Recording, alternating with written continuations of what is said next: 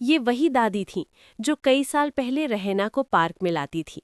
समय ने उसे बड़ा बना दिया था, लेकिन उसका चेहरा अभी भी परिचित था।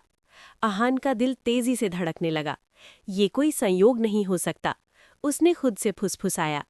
अचानक सब कुछ स्पष्ट हो गया। उसे एहसास हुआ कि अविनाश ने उससे झूठ बोला था।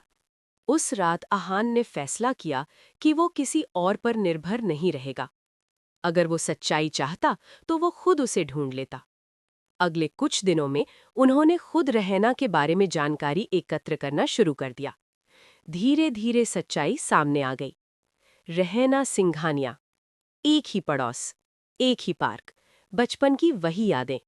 वो वही लड़की थी जिसे वो इतने सालों से ढूंढ रहा था। सच्चाई ने उसे तूफान की तरह मारा, लेकिन खुशी के साथ एक और भावना आई, विश्वासघात। अविनाश ने उससे सच छिपा रखा था।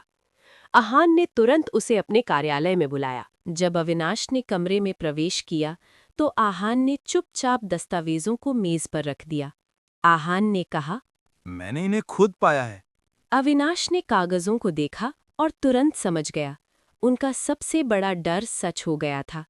आहान ने शांति से कहा, लेकिन उसकी आवाज में गहरा दर्द था। अविनाश ने समझाने की कोशिश की। उन्होंने कहा, मैं केवल आपकी रक्षा करना चाहता था। उसके गायब होने के कारण आपको बहुत पीड़ा हुई। लेकिन आहान ने अपना सिर हिलाया। मुझे आप पर विश्वास है, उसने जवाब दिया। उनकी आवाज तेज नहीं थी, लेकिन निराशा स्पष्ट थी। काफी देर तक दोनों में से कोई कुछ नहीं बोला। दोनों की आंखों में आंसू थे। वे जानते थे कि उनकी दोस्ती बहुत आहत हुई थी। आहान बिना कुछ बोले कमरे से बाहर चला गया। अगले दिन वो उसने रहना धीरे से से फिर जवाब मिले। दिया। इस बार मुझे उनका समझ में नहीं व्यवहार आया कि क्या बिल्कुल हुआ। अलग था। अहाना धीरे रेहाना, से मुस्कुरा मुझे दी। कल के लिए खेद पहली है। बार वो इस उसने बारे में कहा। निश्चित वो था कि वो आश्चर्य क्या से देख महसूस रहा कर रहा था। था। अगले कुछ हफ्तों में उन्होंने एक साथ अधिक समय बिताना शुरू कर दिया। कभी कभी वे काम के लिए मिलते थे, कभी कभी वे घंटों बात करते थे। धीरे धीरे उनका बंधन मजबूत होता गया। एक शाम एक बैठक के बाद एक साथ चलते हुए आहान आखिरकार रुक गया। उसने रेहाना की आंखों में देखा और चुपचाप कहा, मुझे नहीं पता कि इसे कैसे समझाया जाए, लेकिन आपके साथ रहना ठीक लगता है।